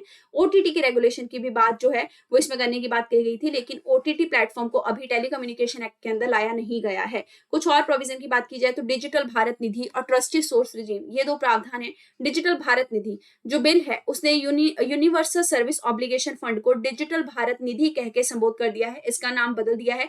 ये फंड जो है ये टेलीकम्युनिकेशन डिपार्टमेंट में ही यूज होता है उसके सेक्टर को ग्रो करने के लिए। ट्रस्टेड सोर्स रिजीम ये आपका 2020 में आया था, इंडो चाइनीज बॉर्डर के क्लेश के बाद या कह लीजिए उनकी कलह के बाद। तो इसमें बेसिकली बोला गया है कि टेलीकॉम इक्विपमेंट जो है वो आप चाइना से इंपोर्ट नहीं कर सकते, ये इस कानून का पार्ट है। इंटरनेट शटडाउन की बात की जाए तो नई एक रिपोर्ट आई है जिसका नाम है इंटरनेट, ये रिपोर्ट रिलीज की गई है इंटरनेट फ्रीडम फाउंडेशन और ह्यूमन राइट वॉच के द्वारा। इस रिपोर्ट में कहा गया कि पिछले 3 साल में जो इंटरनेट शटडाउन इंडिया में देखने को मिला है वो प्रोटेस्ट को कंट्रोल करने के लिए किया गया। इंटरनेट शटडाउन का मतलब होता है कि इंटरनेट की एक्टिविटी को कंप्लीटली खत्म कर देना, या फिर स्पीड को बिल्कुल कम कर देना, या फिर कंटेंट पे रिस्ट्रिक्शन लगा देना कि ये इससे एक्स्ट्रा कंटेंट आप देख ही नहीं सकते, है ना। ये सब किया जाता है temporary suspension of telecom services rule 2017 के अंदर, पर ये टेम्परेरी होता है। और एक्ट होता है इंडियन टेलीग्राफ एक्ट, जिसके तहत ये रेगुलेशन निकाली जाती है। 2017 के रूल बताते हैं कि टेम्परेरी शटडाउन जो है वो किया जा सकता है टेलीकॉम सर्विस का एक पर्टिकुलर रीजन में अगर पब्लिक इमरजेंसी आती है, लेकिन 15 दिन में एक बार किया, मतलब 15 दिन लगातार एक बार किया जा सकता है, 15 डेज एट वंस एक बार में, है ना। 15 दिन लगातार में बंद कर दिया। लेकिन हुआ क्या, जो गाइडलाइन थी सुप्रीम कोर्ट ने निकाली थी Anuradha Bhasin versus union of India case 2010, उन गाइडलाइन को फॉलो ही नहीं किया गया।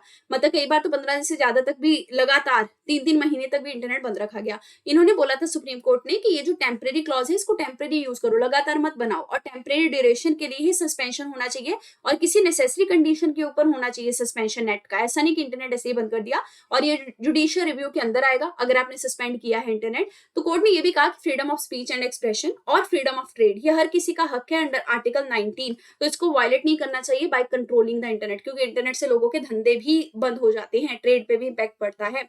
नेक्स्ट बात करेंगे अदर इंपॉर्टेंट न्यूज के सेक्शन की। सबसे पहले cable television network regulation act 1995, ministry of information and broadcasting ने इसमें कुछ अमेंडमेंट किए हैं। क्या अमेंडमेंट, इसमें कुछ प्रोविजन को डीक्रिमिनलाइज कर दिया गया। पहले क्या होता था, जेल में सजा हो जाती थी अगर आप केबल से रिलेटेड कोई क्राइम किया, आपने केबल की चोरी वगैरह करना, है ना। अब ये सब हटा दिया गया, सिंपली फाइन लगेगा या फिर वार्निंग देके छोड़ दिया जाएगा, ठीक है। जन विश्वास एक्ट 2023 के थ्रू इसको डीक्रिमिनलाइज कर दिया गया।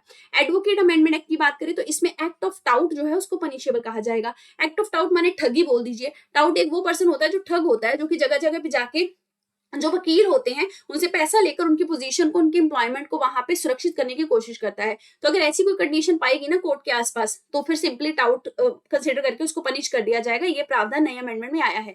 तो हर एक हाईकोर्ट या फिर डिस्ट्रिक्ट जज के पास ये प्रॉपर प्रावधान रहेगा कि वो लिस्ट जो है टाउट्स की, ठगों की, वो जारी कर सकते हैं जिनको सजा होगी। कमीशन ऑफ इंक्वायरी एक्ट 1952 की बात करें तो गवर्नमेंट ने इंक्वायरी एक्ट नोटिफाई किया था ताकि मणिपुर के वायलेंस को देखा जा सके। इसमें सेंट्रल स्टेट गवर्नमेंट जो है वो इंक्वायरी कमीशन को बिठा सकते हैं ताकि पब्लिक इंटरेस्ट सर्व हो सके।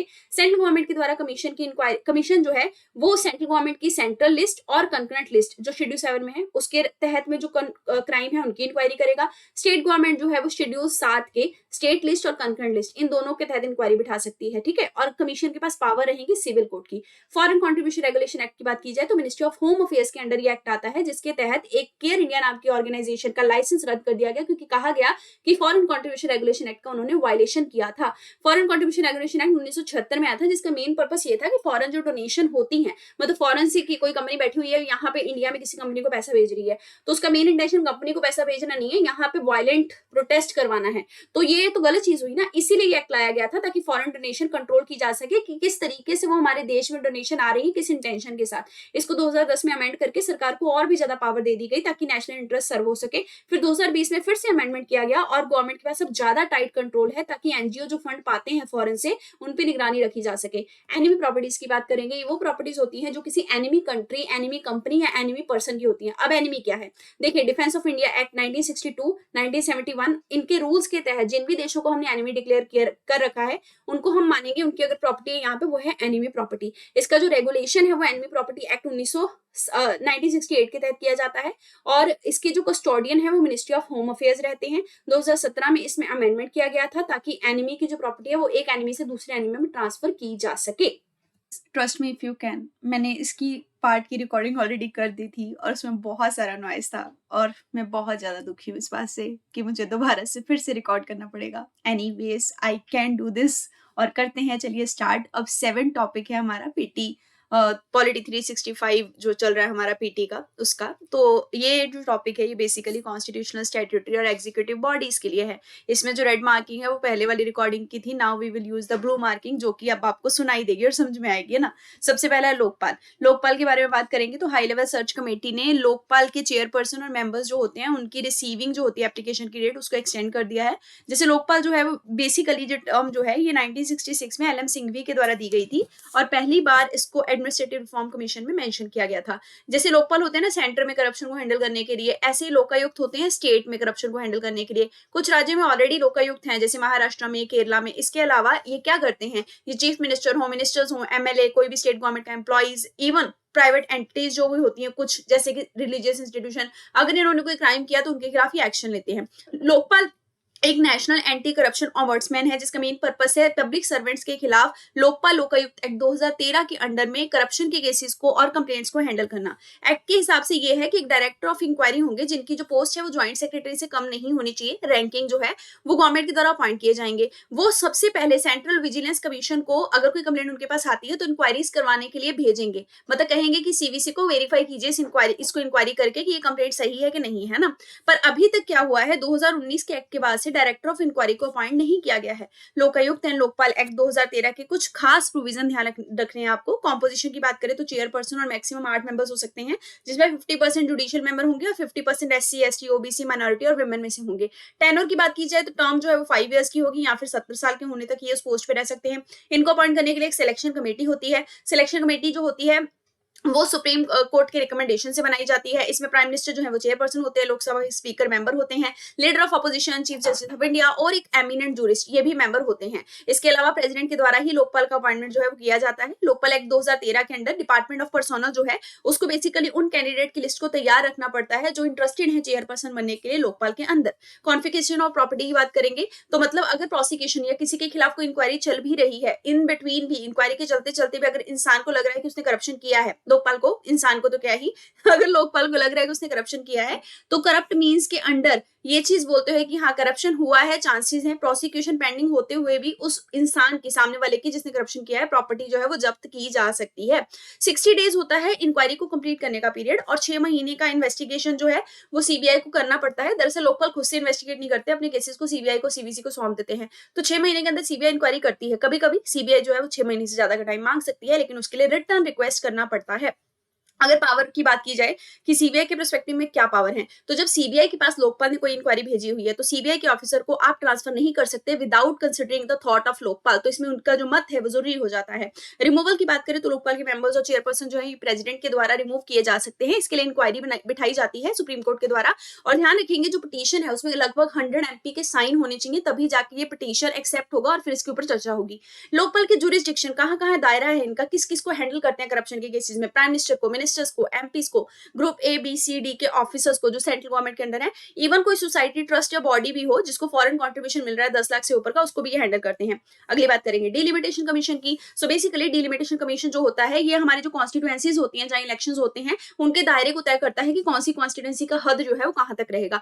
डिलिमिटेशन कमीशन जो है इसको 4 बार हमने अभी तक आजादी के बाद से संगठित किया है, कॉन्स्टिट्यूएंस किया है। सो बेसिकली 1952, 1963, 1973, 2002 ये 4 साल है जहां पे इसका गठन किया गया था। 1976 में 42nd कॉन्स्टिट्यूशनल अमेंडमेंट जो है उसने डिलिमिटेशन की एक्सरसाइज को फ्रीज कर दिया कि साल 2000 तक, मतलब 2000 के बाद का जब तक सेंसस नहीं आ जाता तब तक डिलिमिटेशन कमीशन दोबारा से नहीं बनाया जाएगा। फिर 2002 में 84th अमेंडमेंट हुआ जिसमें बोल दिया गया 2026 तक डिलिमिटेशन कमीशन बिठाया ही नहीं जाएगा। सो अभी न्यूज क्यों चर्चा में है, सुप्रीम कोर्ट ने सेंटर को ये बोला है कि जल्दी से डिलिमिटेशन कमीशन जो है उसको अपने मतलब रिपोर्ट निकालनी चाहिए और साफ ये ध्यान रखना चाहिए कि जब वो कॉन्स्टिट्यूएंसी का दायरा तय करेंगे तो उसमें एससी एसटी को जो सीट्स मिलती हैं कॉन्स्टिट्यूएंसीज की वो उनकी जितनी परसेंटेज है उस पर्टिकुलर एरिया में उस हिसाब से मिलनी चाहिए। मतलब ऐसा मतलब कॉन्स्टिट्यूएंसी का उनका निर्माण होना चाहिए, दायरे इस हिसाब से सेट करें। डिलिमिटेशन कमीशन के बारे में आर्टिकल 82 बात करता है कि पार्लियामेंट जो है वो डिलिमिटेशन कमीशन को इनेक्ट कर सकते हैं। इसके अलावा कॉन्स्टिट्यूएंसीज की रीएडजस्टमेंट करने की इसकी रिस्पॉन्सिबिलिटी होती है। हर एक सेंसस के बाद लगभग ये चीज करता है अनटिल एंड अनलेस ये फ्रीजिंग ना कर दी गई हो, जैसे यहाँ पे की थी, है ना।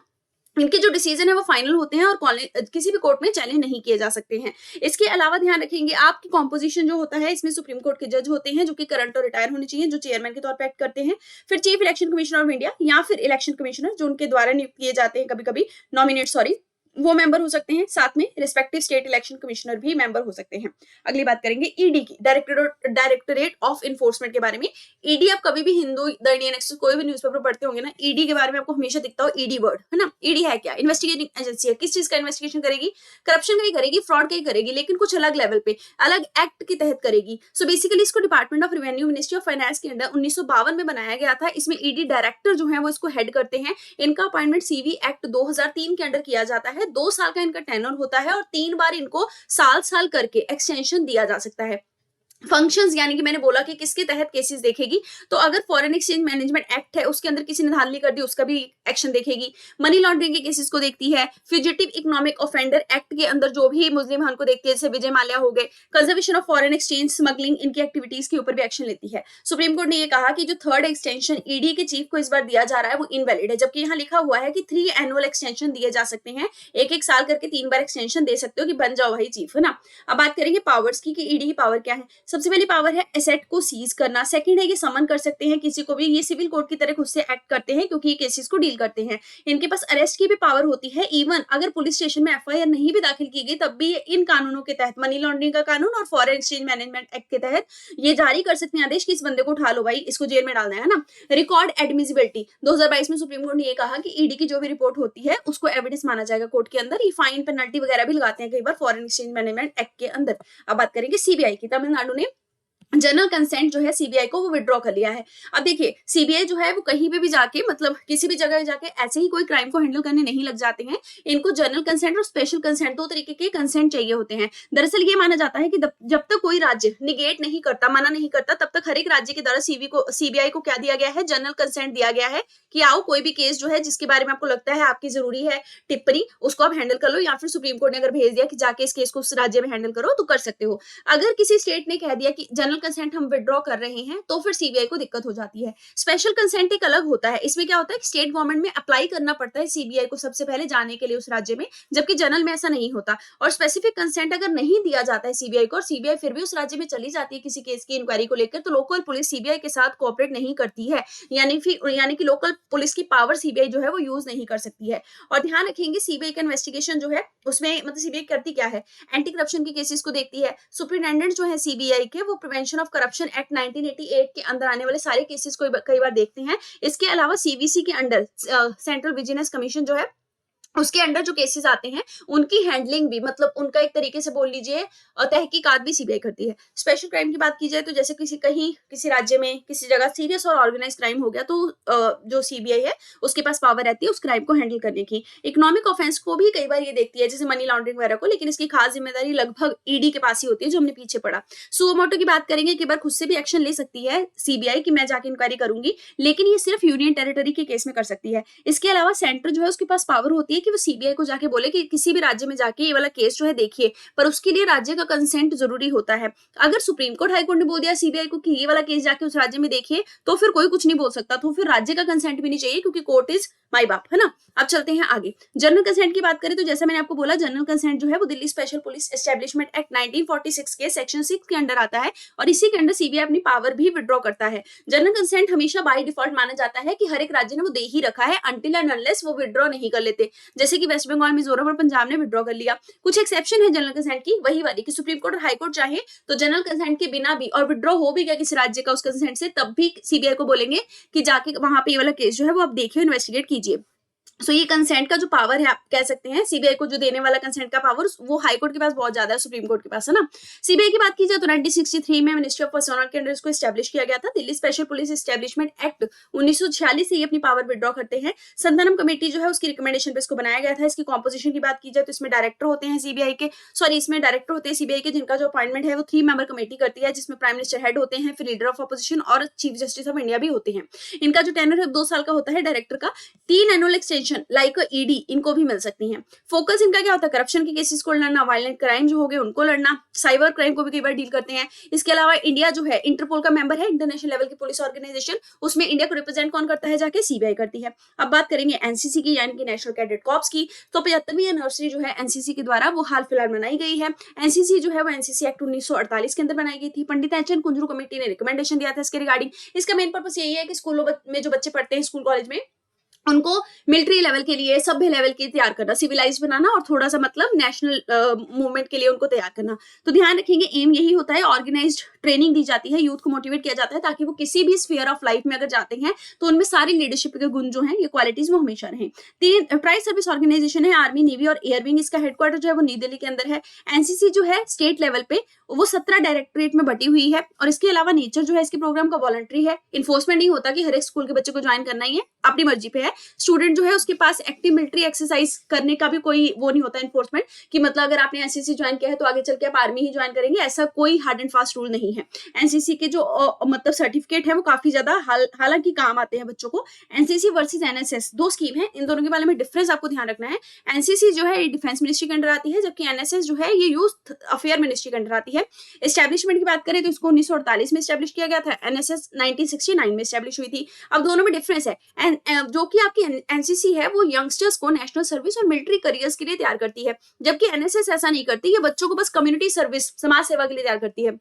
एस्टैब्लिशमेंट की बात की जाए तो 1948 के एक्ट के तहत एनसीसी एस्टैब्लिश की गई थी, जबकि एनएसएस एक सेंट्रल सेक्टर स्कीम है। यूनिफॉर्म की बात की जाए तो कंपल्सरी यूनिफॉर्म है एनसीसी के केस में, लेकिन एनएसएस के केस में यूनिफॉर्म नहीं चाहिए। ज्वाइनिंग की बात की जाए तो एनसीसी में दो विंग है, जूनियर और सीनियर। जूनियर विंग में 13 साल या उससे ऊपर के बच्चे आते हैं, सीनियर विंग में कॉलेज और 11th-12th के बच्चे आते हैं, जबकि एनएसएस में ऐसी विंग्स नहीं है। 11वीं-12वीं के बच्चे और उसके बाद ग्रेजुएशन, पोस्ट ग्रेजुएशन और टेक्निकल इंस्टीट्यूशन के जो बच्चे हैं वो इसके मेंबर हो सकते हैं।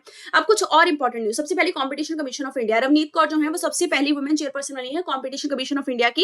ये एक स्टैट्यूटरी बॉडी है जिसको की कॉम्पिटिशन एक्ट 2002 के तहत 2003 में एस्टैब्लिश किया गया था, मिनिस्ट्री ऑफ कॉर्पोरेट अफेयर के अंदर आती है। इसका मेन पर्पस है कि कॉम्पिटिशन जो है उसको फेयर रखना मार्केट के अंदर, ताकि दूसरे लोग जो है मतलब जो कि बहुत मध्यम वर्ग से आते हैं उनको भी फायदा हो सके मार्केट में, अगर वो अपना बिजनेस एस्टैब्लिश करना चाहते हैं। इसमें चेयरपर्सन और 6 मेंबर्स होते हैं। अगली बात करेंगे global alliance of national human right institution की। इसको 1993 में एस्टैब्लिश किया गया था। इसका मेन पर्पस है इंटरनेशनल लेवल पे ह्यूमन राइट को अपहोल्ड करना और इसका हेडक्वार्टर जो है वो जेनेवा के अंदर है। अगली बात करेंगे अपॉइंटमेंट कमेटी ऑफ कैबिनेट की। सो बेसिकली ये कमेटी जो है इसने अप्रूवल दिया है स्पेशल प्रोटेक्शन ग्रुप के डायरेक्टर के अपॉइंटमेंट को लेकर। ये जो कमेटी है ये जितनी भी हायर लेवल की अपॉइंटमेंट होती है सेंट्रल सेक्रेटेरिएट के अंदर, बैंक्स के अंदर, फाइनेंशियल इंस्टीट्यूशन के अंदर, ये कमेटी उसमें अपना रिकमेंडेशन देती है। इस कमेटी के जो हेड है वो प्राइम मिनिस्टर होते हैं, मिनिस्ट्री ऑफ होम अफेयर जो है वो इसके मेंबर होते हैं।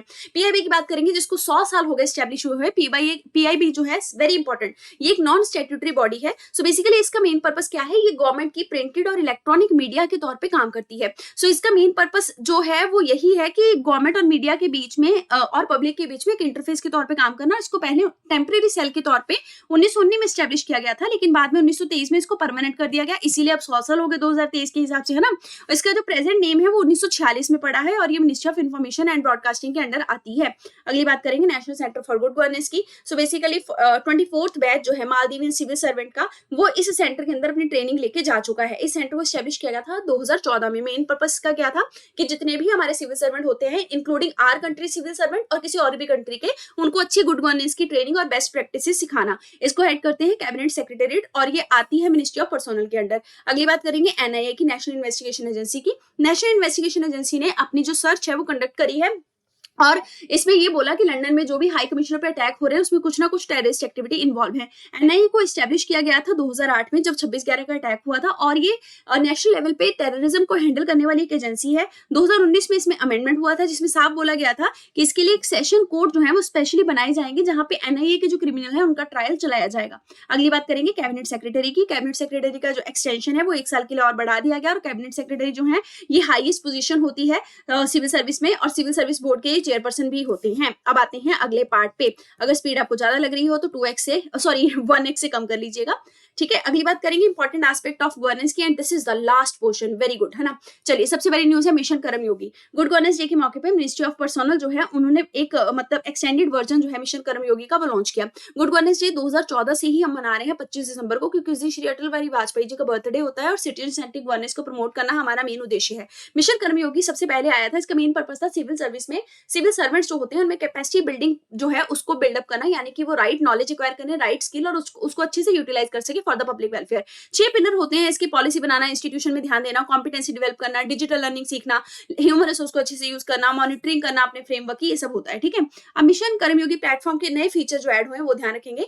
माई आई गॉट, इसका मतलब है जो टारगेटेड ट्रेनिंग कोर्स है वो इंडिविजुअल ऑफिसर्स को दिए जाएंगे। कुछ ब्लेंडेड प्रोग्राम भी हैं जिसमें हर एक एक्सेस जो है ट्रेनिंग के मेथड्स का उनको दिया जाएगा। फिर विकास, जिसका फॉर्म में फुल फॉर्म है variable and immersive Karmayogi advance sport. इसमें लर्निंग प्रोग्राम है जिसमें सिविल सर्वेंट जो है उसको सेंट्रल सेक्रेटेरिएट के तहत नई नई मैनेजमेंट की टेक्निक सिखाई जाएंगी।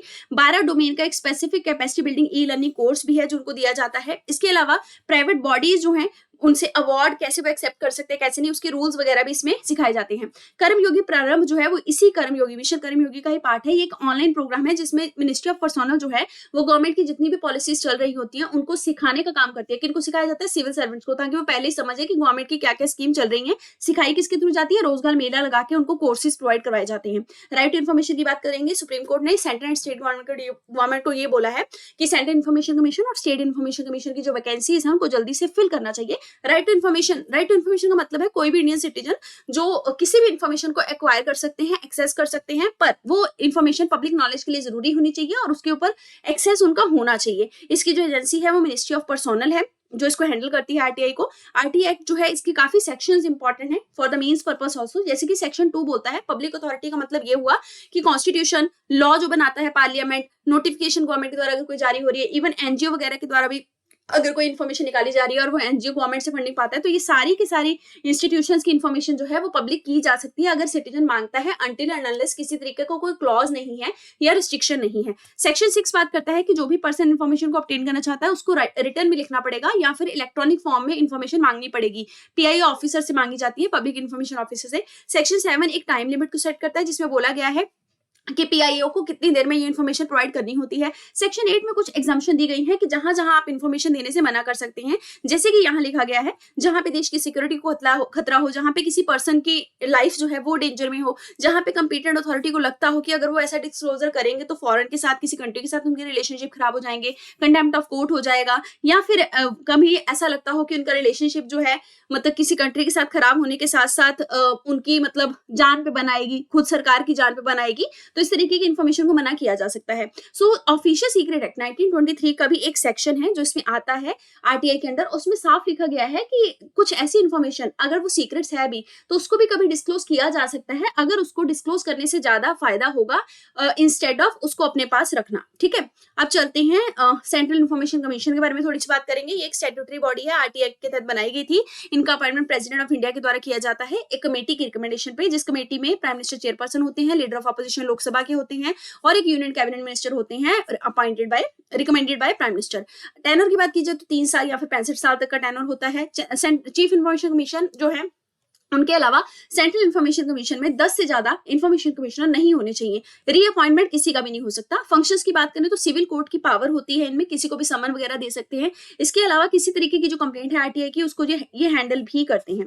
अब बात करेंगे आधार के बारे में। Ministry of electronics and information technology के द्वारा ये कहा गया है कि नए रूल के हिसाब से आधार जो है वो प्राइवेट सेक्टर की कोई भी बॉडी जो है वो भी बना के दे सकती है। ऐसा क्यों किया गया? क्योंकि अब बहुत सारे स्ट्रॉन्ग फ्रेमवर्क जो है या फिर रूल्स वो तैयार कर दिए गए हैं जिससे धांधली होने का चांस बहुत कम है। तो कोई भी एंटिटी अगर चाहती है कि आधार का मुझे जिम्मेदारी मिल जाए कि मैं आधार को अपडेट कर सकूं, मेरे पास ये सारा कुछ रहे, तो उनको मिनिस्ट्री या फिर डिपार्टमेंट को क्या लिखना पड़ेगा? प्रपोजल लिखना पड़ेगा। आधार एक यूनिक नंबर है जो कि 12 डिजिट का होता है और कोई भी इसको डुप्लीकेट नहीं कर सकता, मतलब डुप्लीकेट नंबर जनरेट नहीं हो सकता, बिकॉज हर किसी के इंडिविजुअल बायोमेट्रिक फेशियल फीचर कितने सुंदर है, क्या क्या चीजें है ना, आंखें वगैरह, इन सबको आइडेंटिफाई करके ही बनता है। रैंडम नंबर होता है और टेक्नोलॉजी आर्किटेक्चर जो है इसका काफी स्केलेबल है। ऑथेंटिकेशन ऑनलाइन इसकी कहीं पे भी की जा सकती है। टारगेटेड डिलीवरी में काम आता है, कभी किसी को मतलब स्कीम के तहत डिलीवरी देनी हो, है ना। प्रूफ ऑफ एड्रेस और आइडेंटिटीज को कहा जा सकता है लेकिन प्रूफ ऑफ सिटीजनशिप नहीं है। दिस इज वेरी इंपॉर्टेंट, ये पूछा जा चुका है यूपीएससी के प्रीलिम्स में। अब बात करेंगे इलेक्ट्रॉनिक्स बेनिफिट ट्रांसफर की। तो बेसिकली किसी भी तरीके की बैंक की इन्फॉर्मेशन, बैंक अकाउंट खोल रहे हैं आप, है ना, उसके साथ आप फोन पे कोई भी यूपीआई की चीज यूज कर रहे हैं, उसमें भी कई बार इसका लिंक किया जा सकता है, इसको यूज किया जा सकता है। नए जो फीचर है उसमें बायोमेट्रिक बेस्ड डी डुप्लीकेशन जो है वो पॉसिबल नहीं है, मतलब बायोमेट्रिक के जो फीचर्स हैं उनको कोई डुप्लीकेट करके नया डुप्लीकेट आधार जनरेट नहीं करवा सकता, क्योंकि पहले ये होता था सिर्फ आपकी आंखें देखी जाती थी, आइरिस, है ना, और आपके फिंगरप्रिंट, पर अब आधार बनाने के लिए आपके फेशियल फीचर, फेशियल इमेज जो है उसको भी आइडेंटिफाई किया जाता है। So constitutionality of Aadhaar act की बात करेंगे जिसका judgement justice K S. Puttaswamy versus union of India case में दिया था। तो जरा बताइए कमेंट सेक्शन में, याद है आपको ये वाला जजमेंट किससे रिलेटेड है? प्राइवेसी से रिलेटेड है। सो आधार का जो एक्ट है उसको 2016 में निकाला गया था। ये दरअसल चर्चा में इसलिए था क्योंकि इसको मनी बिल के तौर पे पास कर दिया गया। तो राज्यसभा का कहना ये था कि हमें बाईपास करने के लिए ये हरकत की गई है, जबकि फिर भी ये ऐसा कुछ हुआ भी था। ये सारा प्रॉब्लम होने के बाद भी कंपीटेंटली मतलब बहुत अच्छी तरीके से पार्लियामेंट में इसको पास कर दिया गया और कहा जाता है कि आर्टिकल 14, 15, 19, 21 को वायलेट नहीं करता है। किसी तरीके की सोशल वेलफेयर स्कीम में अगर आप एक्सेस पाना चाहते हैं तो आधार इज मैंडेटरी, लेकिन इंटरनेट कनेक्शन लेने के लिए, मोबाइल का अकाउंट खोलने के लिए, बैंक अकाउंट खोलने के लिए जरूरी नहीं है कि आधार का डॉक्यूमेंट आप सबको देते फिरे, है ना। Unique identification authority of India की बात करें तो एक स्टैट्यूटरी बॉडी है जिसका एस्टेब्लिशमेंट किया गया आधार एक्ट 2016 के अंडर, मिनिस्ट्री ऑफ इलेक्ट्रॉनिक्स के अंडर आती है। इसका मेन पर्पस यही है यूनिक आइडेंटिफिकेशन नंबर यानी कि आधार को लागू करना, उसको ऑपरेट करना, उसकी मैनेजमेंट करना और जो पॉलिसी प्रोसीजर जो उसके प्रोटेक्शन के लिए हो सकते हैं उनको लागू करना। अगली बात करेंगे ऑनलाइन गेमिंग की। मिनिस्ट्री ऑफ इलेक्ट्रॉनिक्स ने नए रूल निकाले हैं जिसके तहत जो ऑनलाइन गेमिंग है उसमें थोड़े से नियम लागू किए जाएंगे। दरअसल ऑनलाइन गेमिंग से बहुत सारे धांधलियां वगैरह हो रही है, बहुत सारी ठगी होती है, लोग पैसा ले लेते हैं उससे, है ना। इसीलिए नए रूल IT एक्ट 2000 के अंडर निकाले गए हैं। ऑनलाइन गेमिंग को क्लियरली डिफाइन कर दिया गया है कि वो गेम जो इंटरनेट पे दी जाती है उसको ऑनलाइन गेमिंग कहेंगे। इसमें एक ऑनलाइन गेमिंग इंटरमीडिएट की बात की गई है जो कि आपको ये समझाएगा कि कौन सी गेम हार्म कर सकती है और फिर ऑनलाइन गेमिंग कौन सी परमिसिबल है, कौन सी यहाँ पे अलाउ नहीं है गवर्नमेंट के अंडर, है ना। कुछ एडिशनल ऑब्लिगेशन भी दी गई हैं ऑनलाइन गेमिंग इंटरमीडिएट को कि वो वेरिफिकेशन करेगा हर एक गेम का, मतलब पर्टिकुलर गवर्नमेंट अथॉरिटी के साथ जाकर, और साथ में KYC डिटेल जो है यूजर का उसको भी अपहेल्ड करके रखेगा, ताकि अगर यूजर कर को मान के चलिए अपना पैसा लगा दिया सट्टे में और वो डूब गया पैसा, तो मतलब फिर बाद में इंक्वायरी हो सके। ये सारी चीजें जो है वो OGI को करनी पड़ेंगी। मल्टीपल SRB को सिलेक्ट किया गया है जिसका मेन पर्पस यही है कि ऑनलाइन गेमिंग को वेरीफाई करना कि कौन सी कंपनी ने गेम बनाया है, रिप्रेजेंटेटिव जो है गेमिंग इंडस्ट्री के उनको रिस्पॉन्सिबिलिटी सिखाना उनकी, ये सब काम किए जाएंगे SRB के द्वारा। सो ये आर्टिकल इतना इंपॉर्टेंट नहीं है, let me tell you very clearly, है ना। चलिए कंज्यूमर प्रोटेक्शन एक्ट की बात करेंगे। कंज्यूमर प्रोटेक्शन जो है इंडिया में, उसके जो केसेस हैं कंज्यूमर प्रोटेक्शन एक्ट के अंदर वो काफी ज्यादा रिड्यूस हो गए हैं 2022 से लेकर 2023 में। कंज्यूमर क्या होते हैं? कंज्यूमर वो होते हैं जो किसी तरीके के गुड्स को खरीदते हैं पैसे देके या फिर प्रॉमिस करके, है ना। और ये ऑफलाइन और ऑनलाइन दोनों तरीके के हो सकते हैं। लेकिन कंज्यूमर वो नहीं है जो प्रोडक्ट खरीद के आगे उसको बेचने की कोशिश करता है, रीसेल करने की कोशिश करता है और कमर्शियल पर्पज के लिए उसको खरीदता है ना। ये इंपॉर्टेंट है। मेजर्स दिए गए हैं कंज्यूमर प्रोटेक्शन एक्ट के अंदर, जैसे कि एक्ट लाया गया था जिसमें सेंट्रल लेवल पे कंज्यूमर प्रोटेक्शन अथॉरिटी बनाई जाएगी, फिर डिस्ट्रिक्ट लेवल पे, स्टेट लेवल पे भी अथॉरिटी बनाई जाएंगी। एक प्रोजेक्ट आया था कॉम्फोनेट जिसके तहत जो भी आपके कंज्यूमर है उनकी डाटा को इंटरनेट ऑनलाइन पे कोऑर्डिनेट करके रखा जाएगा ताकि फाइनली उनकी कंप्लेंट्स को इजीली एड्रेस किया जा सके। इंटीग्रेटेड ग्रीवांस रिड्रेस मैकेनिज्म बनाया गया है जिसको इनग्राम पोर्टल कहते हैं। डिपार्टमेंट ऑफ कंज्यूमर अफेयर का ये पोर्टल है जिसका मेन पर्पस है कंज्यूमर्स को अवेयर करना, उनको एडवाइस देना उनके ग्रीवांसेस को लेकर। ई दाखिल पोर्टल भी बनाया गया था जिसमें अगर आप कंप्लेंट करना चाहते हैं, आप कंज्यूमर हैं, कस्टमर हैं, तो आप हैसल फ्री, स्पीडी और इनएक्सपेंसिव फैसिलिटी पा सकते हैं कंप्लेंट करने की। ऑनलाइन बैठे घर से कंप्लेंट कर दीजिए, आपको जाने की भी जरूरत नहीं है कोर्ट के अंदर, है ना। सर्टिफिकेशन मार्कर्स या फिर कह लीजिए सर्टिफिकेशन की क्वालिटी स्टैंडर्ड जो है वो भी सेट किए गए हैं एक्ट के अंदर। कंज्यूमर के हक क्या क्या होते हैं? पहली चीज तो वो इन्फॉर्म्ड होना चाहिए, जागरूक ग्राहक, सेफ्टी होनी चाहिए उसकी, है ना। उसके अलावा उसको सुनने, मतलब आप उसको सुने, राइट टू बी हर्ड, ऐसा नहीं कि वो बोलता रहे आप सुनिए ना। राइट टू चूज, क्या वो लेना चाहता है क्या नहीं, उसकी चॉइस है। राइट टू कंज्यूमर एजुकेशन, ये भी उसका हक है, ये बहुत इंपॉर्टेंट है, ठीक है। अब चलते हैं अगली न्यूज पे जो है गाइडलाइंस के बारे में। सेलिब्रिटीज, इन्फ्लुएंसर्स के लिए नई गाइडलाइन आई है, ये एडवर्टाइजिंग काउंसिल ऑफ इंडिया ने निकाली है। सो बेसिकली ये comprehensive guideline for influencer advertising in digital media का ही पार्ट है। इससे पहले भी कुछ गाइडलाइन आई थी जिसमें बताया गया था कि मिसलीडिंग इन्फॉर्मेशन को कैसे रोका जा सकता है। ये गाइडलाइन कंज्यूमर अफेयर मिनिस्ट्री का ही हिस्सा है। गाइडलाइन में साफ ये बोला गया है कि अगर कोई भी सोशल मीडिया इन्फ्लुएंसर पैसे लेकर किसी भी कंपनी का काम कर रहा है या प्रमोशन कर रहा है तो साफ साफ मेंशन करना होगा कि ये प्रमोशन है। इसके अलावा जिस कंपनी का भी प्रोडक्ट वो यूज कर रहा है, कंपनी जो है उसको अपने प्रोडक्ट का थॉरो रिव्यू देना होगा और बताना होगा कि मेनली उनका प्रोडक्ट है क्या। ऐसा ना हो कि कंपनी ठगी कर दे और थोड़ा बहुत धांधली करके थोड़ी चीजें बोल के बस बोल दे कि हाँ बस इतनी चीजें हैं प्रोडक्ट में, लेकिन वो प्रोडक्ट नुकसान भी पहुंचा सके। हेल्थ इन्फ्लुएंसर के ये कहा गया है कि अगर आप फिटनेस का कोई मतलब अपना एक्सपर्टीज या ओपिनियन देते हैं तो उससे पहले आपके पास एक सर्टिफाइड कह सकते हैं सर्टिफिकेट होना चाहिए। आप बिना सर्टिफिकेट ये सब नहीं कर सकते। और वो इन्फ्लुएंसर जो कि इन्वेस्टमेंट रिलेटेड एडवाइस देते हैं उनको सेबी के पास जाकर खुद को रजिस्टर करवाना पड़ेगा। जो पहले की गाइडलाइन आई थी ना जिसमें बोला गया था कि मिसलीडिंग एडवर्टाइजमेंट जो है वो नहीं होनी चाहिए, इसमें सबसे पहले रूल था कि सैरोगेट एडवर्टाइजमेंट नहीं होनी चाहिए। मतलब जैसे कोई अल्कोहल वाला ब्रांड है, अब वो पानी बना के बेच रहा है, सोडा बना के बेच रहा है, अल्कोहल डायरेक्टली नहीं दिखा रहा पर वो है तो ब्रांड अल्कोहल का, सबको पता है ना। ये होती है सैरोगेसी एडवर्टाइजमेंट, ये नहीं होनी चाहिए। बच्चों को आप टारगेट नहीं करेंगे अपनी मार्केटिंग के लिए क्योंकि बच्चों में इतनी समझ नहीं होती। इसके अलावा पेनल्टीज जो है उनको थोड़ा सा बढ़ा दिया गया इन रूल्स के अंदर। अब अगली बात करेंगे scheduled tribes and other traditional forest developer act के बारे में, जिसको राइट ऑफ फॉरेस्ट एक्ट भी कहते हैं। और ये 2006 में लाया गया था। स्टेट ने 40% तक फॉरेस्ट राइट एक्ट के अंदर जो क्लेम्स थे कि हमारा लैंड है ये ऑनरशिप के, उनको खारिज कर दिया है। फॉरेस्ट राइट एक्ट जो है ये दरअसल फॉरेस्ट में रहने वाली कम्युनिटीज के हकों के लिए होता है ताकि उनको लैंड राइट मिल सके। किस तरीके के राइट्स होते हैं? सबसे पहले इंडिविजुअल फॉरेस्ट राइट, एक अकेले बंदे का राइट कि मैं यहाँ जन्मों से रह रहा हूँ, मेरा यहाँ पे मतलब लाइवलीहुड चलता है, रोजगार चलता है। कम्युनिटी फॉरेस्ट राइट, एक ग्रुप ऑफ कम्युनिटी काफी लंबे समय से एक जगह पे रह रही है, उनका कुछ कम्युनिटी एसोसिएट होने के साथ राइट होता है फॉरेस्ट के साथ, जैसे कि वो माइनर फॉरेस्ट प्रोड्यूस को कलेक्ट कर सकते हैं, कुछ वाटर बॉडी है वहां पे उनको यूज कर सकते हैं, ये सब चीजें। 3 तरीके का अप्रूवल होता है जब भी राइट के बारे में जानकारी दी जाती है कि राइट है आपका उस फॉरेस्ट एरिया में या नहीं है। सबसे पहले ग्राम सभा जो है उसके साथ इनिशिएट किया जाता है प्रोसेस को, कि ग्राम सभा बताती है कि हाँ इस बंदे का हक है कि नहीं है। और ग्राम सभा क्यों? क्योंकि जिस भी जगह पे कम्युनिटी रह रही है वहां की ग्राम सभा में वही सारे बंदे होंगे कम्युनिटी वाले, है ना, उनको तो पता ही होगा कि यहाँ पे आर नाम का बंदा कितने सालों से रह रहा है, या पता होगा कितनी जगह दिनों से कितने ही दिनों से रह रहा है, तो वो ऑनरशिप अच्छे से बता सकते हैं कि इस बंदे के पूर्वजों की यहाँ पे है या नहीं है, या फिर इसकी भी ऑनरशिप बनती है कि नहीं बनती। अगर लगता है सामने वाले बंदे को कि मेरा हक नहीं सुना गया, ग्राम सभा ने मेरे साथ ठगी कर ली, तो फिर वो सब डिवीजन लेवल कमेटी में जा सकते हैं। इसके अलावा अगर वहां पे भी लगता है मेरी नहीं सुनी तो डिस्ट्रिक्ट लेवल कमेटी पे चले जा सकते हैं, लेकिन डिस्ट्रिक्ट लेवल कमेटी पे जाने के बाद फाइनल और बाइंडिंग डिसीजन आता है, उसके बाद वो कहीं नहीं जा सकते। नोडल एजेंसी की बात की जाए तो स्टेट गवर्नमेंट इनको हैंडल करती है, ये जो एक्ट होता है।